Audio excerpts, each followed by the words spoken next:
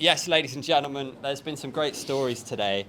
Ace of 10 power against Sexan, and then Nico Carrillo, after everything you've been through, I know you're absolutely devastated after losing to Nabil, and to come back and beat a legend, finish a legend like Sitthichai. This life is a crazy one, right?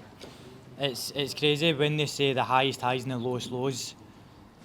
You can't really describe how high it can take you, but how low it can take you until you feel it. And trust me, it is the lowest of lows, but the highest of highs.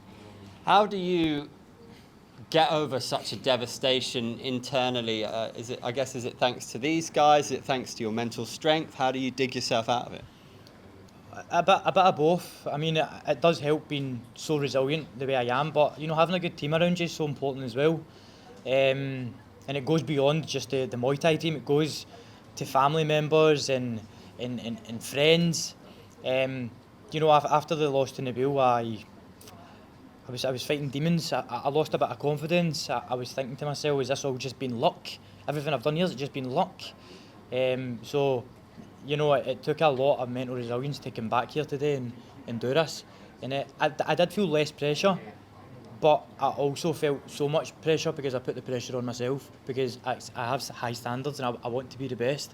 And I also never wanted to lose again. When some of the guys came back into the blue changing room, I seen how deflated they were when they beat, and I was looking at them while I was warming up, and I was like, I remember this feeling so vividly that I can never let this happen again.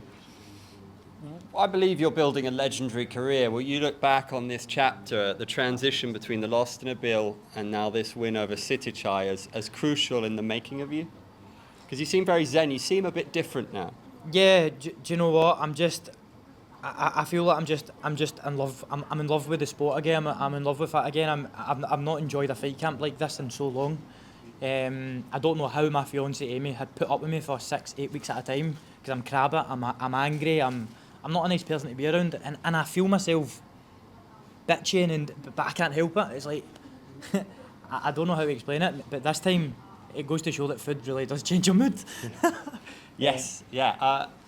I know how proud you are to be Scottish, but I notice you look very happy when you're down there in Phuket, got the suntan. I enjoy your clips down at Bang Tao. I don't know how much you train here in Bangkok with JP, but are you thinking about maybe getting over here a bit more often? I am. So obviously I've said that about 20 times now. I'm getting married to Amy in the summer. This is my time to give back to her, because she was there through the hardest time of my life in January, right through. She was my rock. And now I'm going to get married, and I'm looking to come back out to Thailand for a bit of time after the wedding. Nice. 6 months, a year. I'm going to bring my dog with me as well, so who knows what could happen, but that's the plan right now. Cool. And the wedding is paid for, 50k. Paid for now. Yeah, there you go. Paid for with your fists. Thank you, Mr. Chattery. Yeah, that's a pretty manly thing to do, to pay for your wedding with your fists and your 8 limbs. That's pretty old school. I was chatting to JP about Shadow, who I think is not talked about enough. No. He is one of the best out there.